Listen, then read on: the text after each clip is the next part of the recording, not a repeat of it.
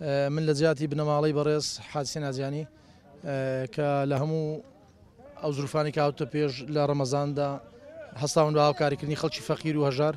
ئەو جارەش هەستاوین بە دابینکردنی بڕی 800 جێگە خواردن ئەرزاق بۆ ماڵی کەم دەرامەت و فەقیر و کارمەندەکانی گارێکس و شارەوانی